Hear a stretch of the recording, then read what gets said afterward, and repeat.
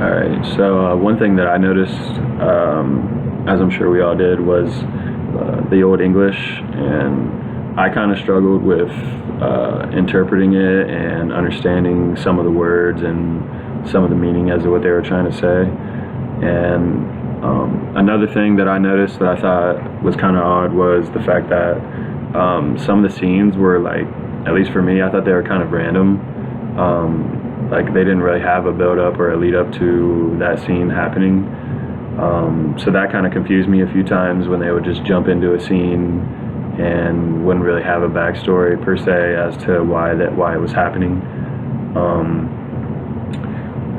One value that I was able to get out of the play was it felt like they were really trying to push like treating everyone equally, and at first I feel like that might not be quite obvious, but I thought it was especially brought home when the clown was talking to Malvolio and asking him about Pythagoras' ideas about how a bird, for example, could be like your grandmother.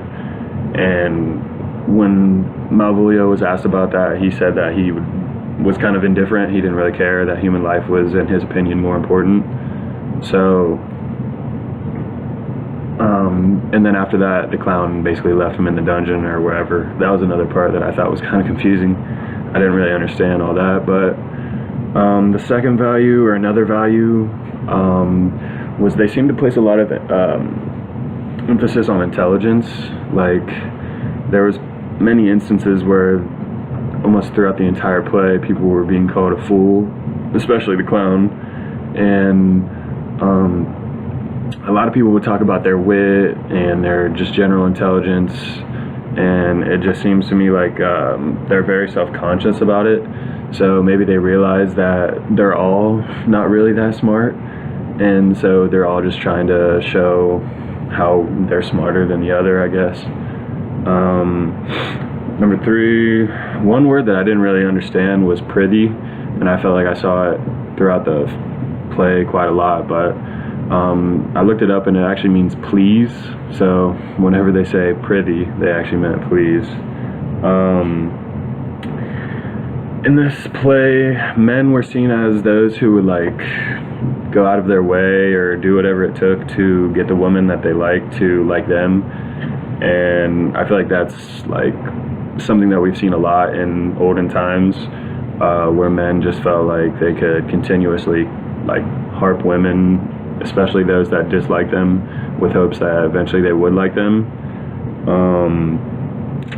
Women, on the other hand, they were seen as like just like staying back behind the woodwork. They didn't really have a prominent role in society other than basically being baby producers. That's obviously a lot different than today, where everyone is able to do pretty much whatever they want in terms of like going up the social hierarchy. It didn't really seem like they had one in this.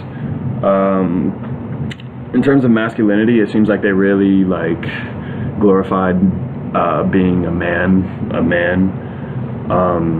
And the same for the women. You know, they were all expected just to be moms and take care of everything else, which is probably why the Duke was so surprised when he found out that what's her name, Viola, had to dress as a man.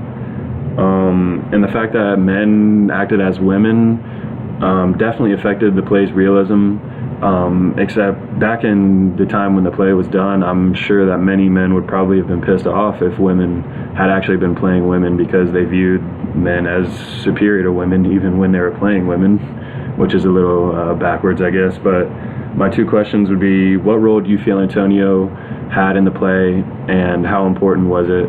And my second question is, do you think their actions towards Malvolio were just?